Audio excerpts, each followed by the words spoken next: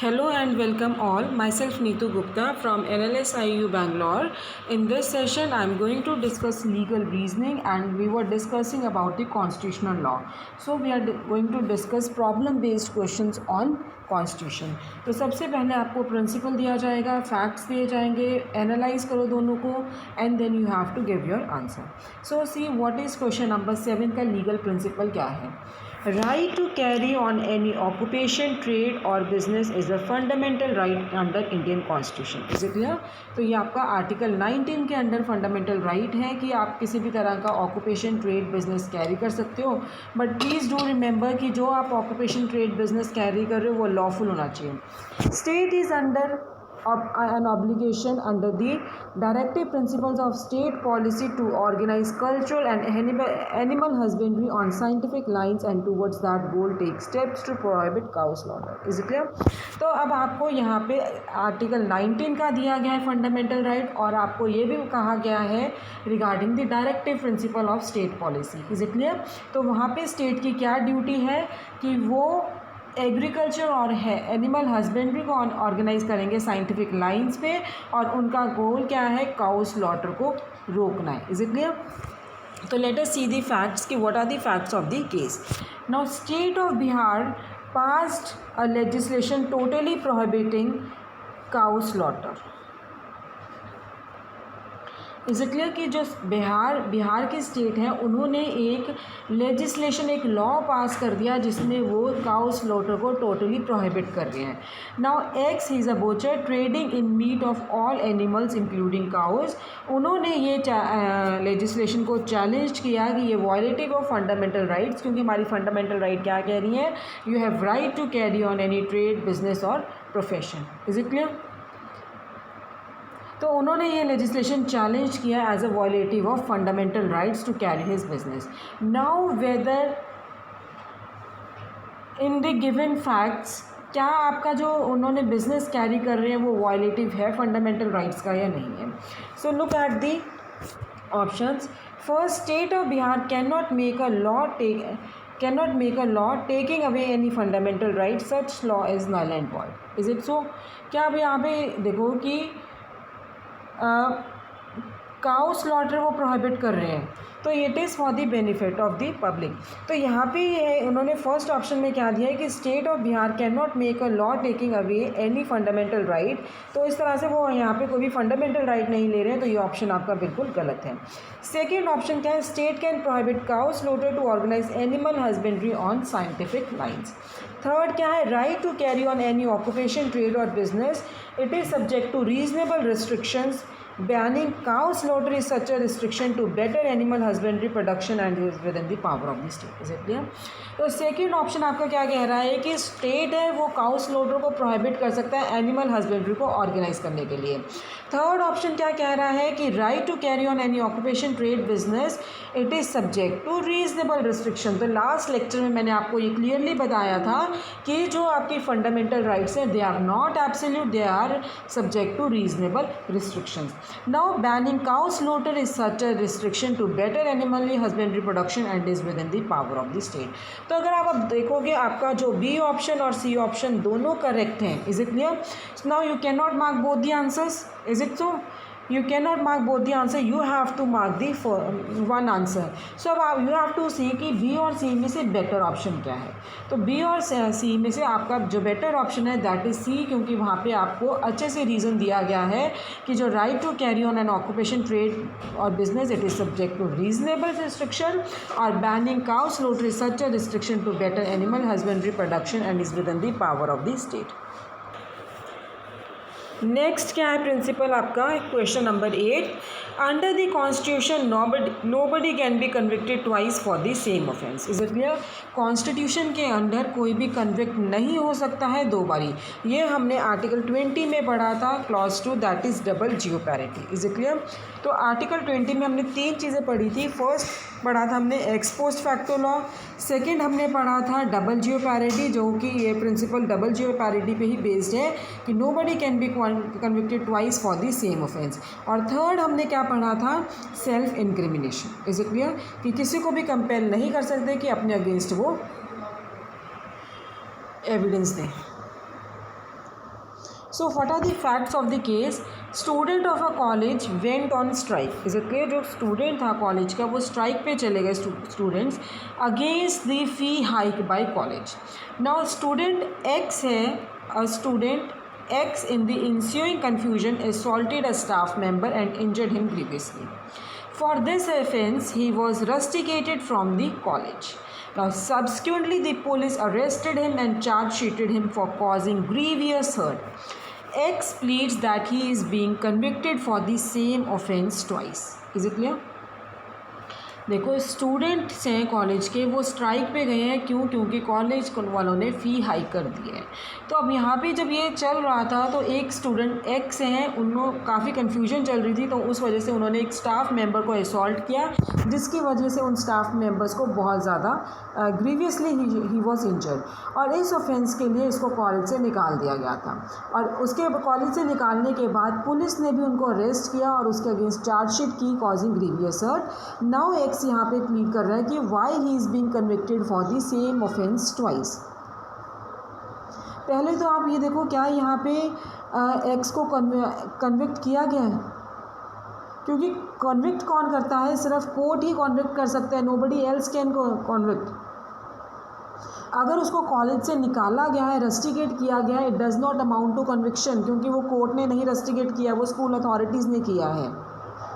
तो अगर डबल जियोपैरिटी के अंडर आपको डिफेंस लेना है तो वहाँ पे you must be convicted twice for the same offence.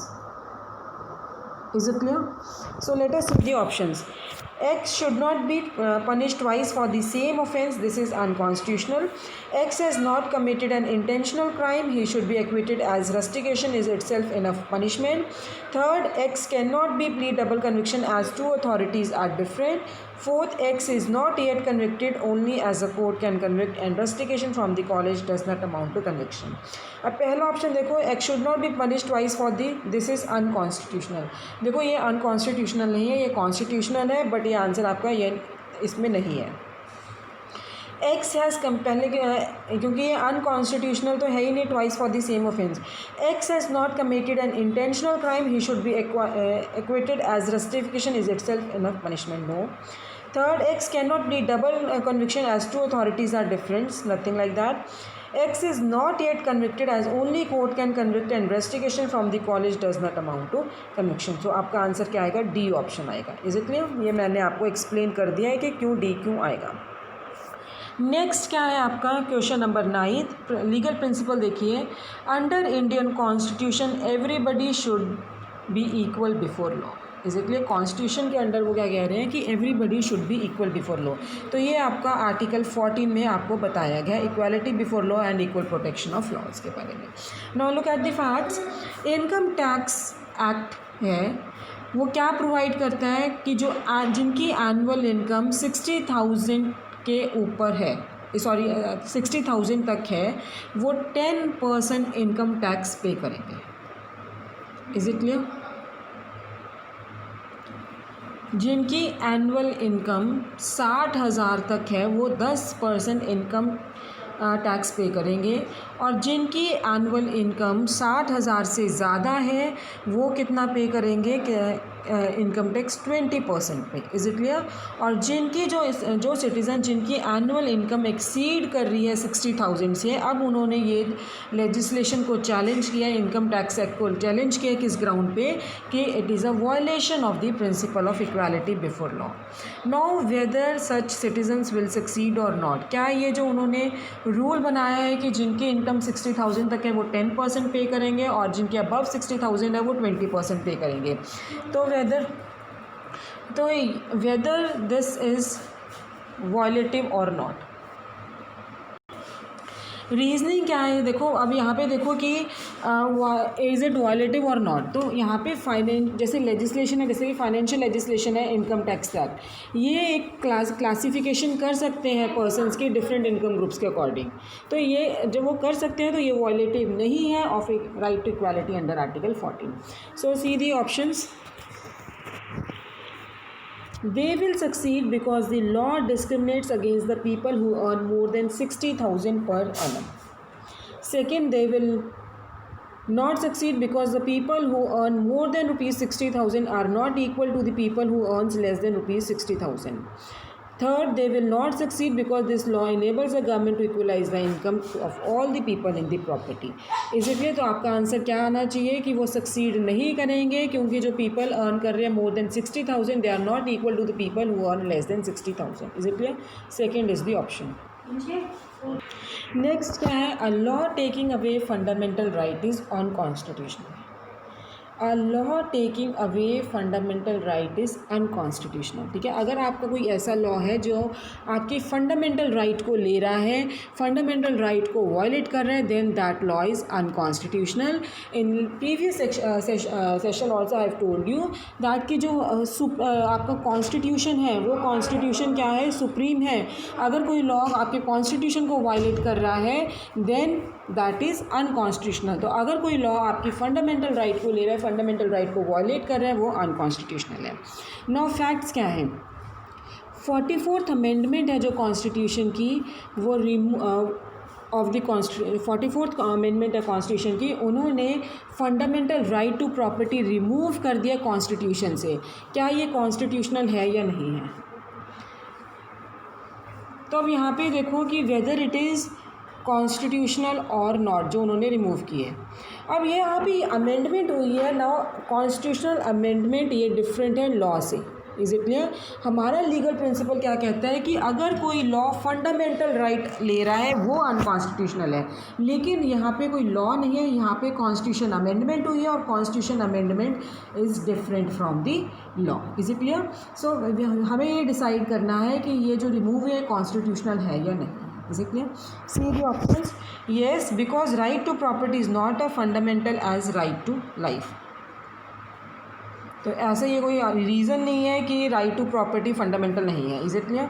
Second, no, because when right to property is declared as fundamental right by constitution a law taking away is unconstitutional. Because when right to property is declared a fundamental right by the constitution a law taking away is unconstitutional. ये भी नहीं है क्योंकि ये constitutional है, मैंने आपको already बता दिया. थर्ड ऑप्शन क्या है? Yes, state can amend the fundamental rights. तो आपका आंसर क्या आएगा? Your answer will be C option. Is it clear? Now next क्या है आपका 11th क्वेश्चन. प्रिंसिपल क्या है? Legal aid is a right and not a charity. Legal aid is a right and not a charity. Is it clear? तो facts क्या है? A person facing a criminal charge in a criminal trial pleads कि he is unable to engage an advocate for reasons of poverty, so he should be provided with a lawyer at a state expenses to defend him. Now decide करो principle क्या है? Legal add ये right है, कोई charity नहीं है. Now facts क्या है कि एक पर्सन जिस पे क्रिमिनल चार्ज लगा है वो क्या प्लीड कर रहा है कि वो अपनी पॉवर्टी की वजह से एडवोकेट इंगेज नहीं कर पा रहा है, so he should be provided with a lawyer at state expense to defend him. Decide करो. Is it clear? Now see the options. State is bound to provide him a lawyer as it is a matter of right. अब आपका ये जो legal aid का ये article 21 और article 39A constitution का deal करता है इससे. Is it clear? आर्टिकल 21 और आर्टिकल 39 कॉन्स्टिट्यूशन का डील कर रहा है और इवन सेक्शन 304 ऑफ CRPC वो भी ये कह रहे हैं. तो ये तीनों provisions article 21, article 39A and section 304 of CRPC. Is it 304 of CRPC ये तीनों प्रोविजंस आपको क्या प्रोवाइड करते हैं कि provides legal aid as a fundamental right and legal right. तो अब यहाँ पे ऑप्शंस देखो कि उसके अकॉर्डिंग जो आपके ये प्रोविजंस है, प्रोविजंस के अकॉर्डिंग स्टेट बाउंड है कि उनको लॉयर वो प्रोवाइड करेंगी. Now first option, state is bound to provide him a lawyer as it is a matter of right. Second option क्या है? State may refuse to pay the expenses of lawyer to a criminal person. Third, state may deny on the ground of unavailability of lawyer or lack of finance. तो पहला option आपका क्या है? State is bound to provide him a lawyer as it is a matter of right. Is it clear? State refuse नहीं कर सकती है, deny नहीं कर सकती है कि लॉयर अवेलेबल नहीं है या lack of finance. Next question number 12. It is a principle of natural law that no person can be judge in his own case. It is a principle of natural law that no person can be a judge in own case. Is it clear? So facts क्या है? An admission test held हुआ है और किस लिए? कि best students को select करना है एडमिशन के लिए ऑन मेरिट बेसिस. एक कैंडिडेट के जो फादर थे उन्होंने डिस्क्लोज नहीं किया, without disclosing that his son is appearing in the test is involve in conducting the test. Is it clear? देखो एडमिशन टेस्ट हेल्ड हुआ है और किस वजह से? कि बेस्ट स्टूडेंट्स को मेरिट बेस पे सेलेक्ट करना है एडमिशन के लिए. नाउ एक कैंडिडेट जो कि वो एंट्रेंस एडमिशन टेस्ट दे रहे थे तो उनके फादर ने ये डिस्क्लोज़ नहीं किया कि उनका बच्चा भी इस टेस्ट में बैठ रहा है और वो खुद इन्वॉल्व हो गए in conducting the test. Now objections are taken on the ground that the sanctity of the test is vitiated as a person interested in the test has taken part in conducting it. Decide. Is it clear? Now whether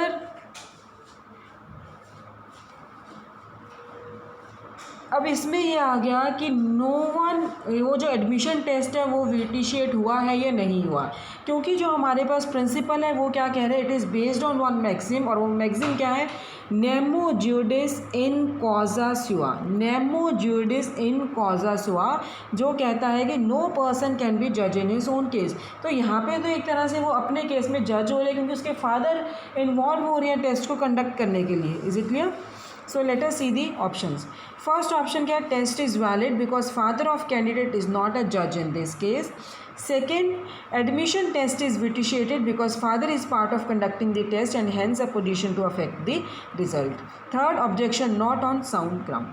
तो second option आपका आएगा that is admission test vitiate हो गया है क्योंकि father ही test conduct कर रहे हैं और वो उनके position हो सकता है कि result को affect कर लें. Is it clear?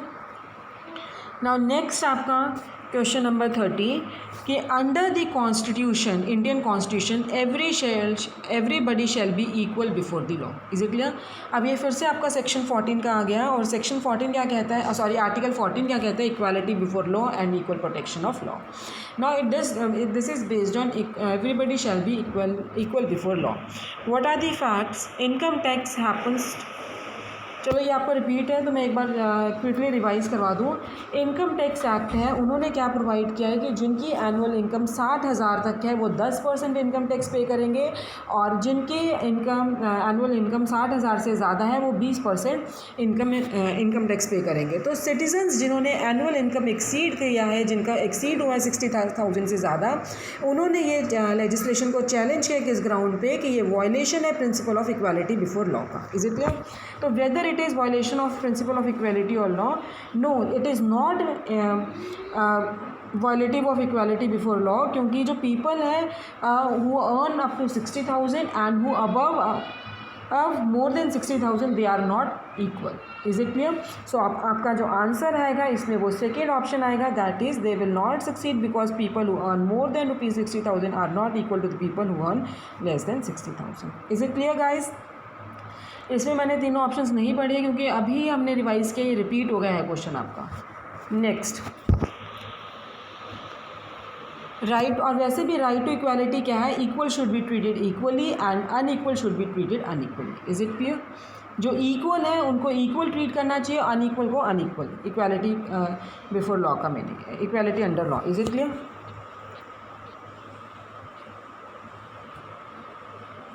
Next, now match the column. यहाँ पे आपको देखो तीन ऑप्शंस दिए हैं, शेड्यूल 1, देन शेड्यूल 2 में you have been given 3 options and you have to match. तो फर्स्ट आपको दिया republic. Now what do you mean by the Republic?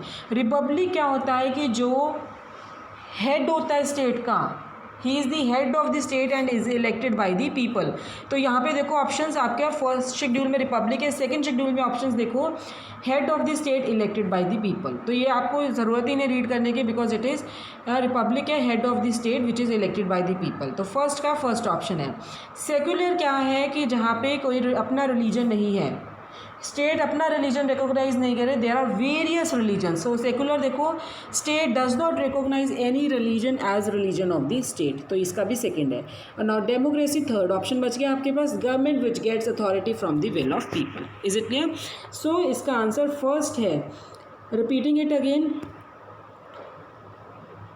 Republic, head of the state elected by the people. Secular state does not recognize any religion as religion of the state. Democracy, government which gets authority from the will of people. Now next क्या है आपका question number legal principal 15th का देखो legal principle क्या है अब आपका यहाँ पे ओनली पार्लियामेंट और state legislature have authority to enact laws on its own. No law made by the state, no law made by the state can take away a person's fundamental right. Is it clear? सिर्फ जो parliament है या state legislature है उनके पास authority है कि वो laws को बना सकते हैं, इनेक्ट कर सकते हैं. नो लॉ, अगर कोई स्टेट ने लॉ बनाया है वो पर्सन की फंडामेंटल राइट नहीं ले सकते हैं, फंडामेंटल राइट्स को वॉयलेट नहीं कर सकते हैं. Is it clear? Now see the facts. Parliament ने लॉ इनेक्ट किया है जिसके अकॉर्डिंग कि ग्रुप ऑफ लॉयर्स थे वो ट्रेडर्स की फंडामेंटल राइट वायलेट कर रहे थे. Is it clear? Parliament enacted a law which according to a group of lawyers is violating the fundamental rights of the traders. Now group of lawyers files a writ petition challenging the constitutional validity of the statute, seeking relief to quash the statute and further direct parliament to enact a new law. Is it clear? तो group of lawyers ने एक writ petition file की है जिसमें उन्होंने constitutional validity statue की challenge की. उन्होंने क्या मांगा था कि स्टैचू को क्वैश किया जाए and further direct parliament to enact a new law. Is it clear? So first option देखो अब यहाँ पे क्या ये वॉयलेटिव है या नहीं है, क्या कोर्ट इनको इस एक्ट को क्वैश करेगा या नहीं करेगा, क्या लॉयर्स की यहाँ पे फंडामेंटल राइट्स वॉयलेट हुई है. See the option. First option क्या है, no writ would lie against parliament as the court has no authority to direct parliament to enact or reenact a law. Is it clear? तो यहाँ पे ऐसा कुछ नहीं है. इट विल पार्लियामेंट के अगेंस्ट भी आप रिट कर सकते हो. Second, court can quash the existing law if it violates the fundamental rights and can direct the parliament to make a new law. Is it clear? So third option है court can quash existing law if it violates fundamental rights but cannot direct the parliament to make a new law. अब देखो आपका जो B और C option है इसमें दोनों में इन्होंने कहा है कि court can quash the existing law, but you have to see the reason कि कौन सा रीज़न सही है. सेकेंड ऑप्शन में आपका रीज़न क्या है, if it violates fundamental rights and can direct parliament to make new law. और थर्ड ऑप्शन क्या है, violates fundamental rights but can not direct. तो ये थर्ड ऑप्शन नहीं है, आपका आंसर क्या आना चाहिए, सेकेंड ऑप्शन आना चाहिए, क्योंकि यहाँ पे इन्होंने क्या किया, कोर्ट क्वैश कर सकते हैं एग्जिस्टिंग लॉ अगर फंडामेंटल राइट्स वायलेट हो रही है और वो पार्लियामेंट को डायरेक्ट कर सकते हैं कि नया लॉ बनाओ. Is it clear? नेक्स्ट आपका है जो legal principle, that is question number 16. Question number 16 क्या कहता है, state shall not deny to any person equality before law and equal protection of law within the territory of India. कि state है वो deny नहीं कर, किसी person को डिनाई करेंगे equality before law and equal protection of law within the territory of India. Is it clear? Equality before law और equal protection of law किसी को भी डिनाई नहीं करेंगे. Now see this is article 14. ये आपका article 14 का principal है, पहला प्रिंसिपल है जो.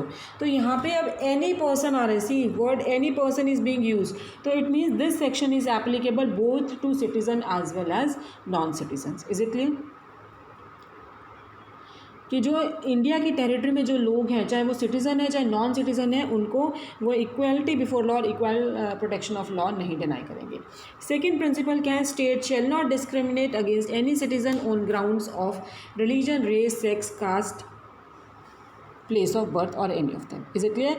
तो ये आपके पास 5 ग्राउंड्स हैं जिस पे स्टेट डिस्क्रिमिनेट नहीं करेगी किसी भी सिटीज़न को. नाउ दिस इज़ आर्टिकल 15 और ये आपका सिर्फ किसको एप्लीकेबल है, सिटीज़न को. क्लियर? नाउ सीधी फैक्ट्स क्या हैं इस केस के.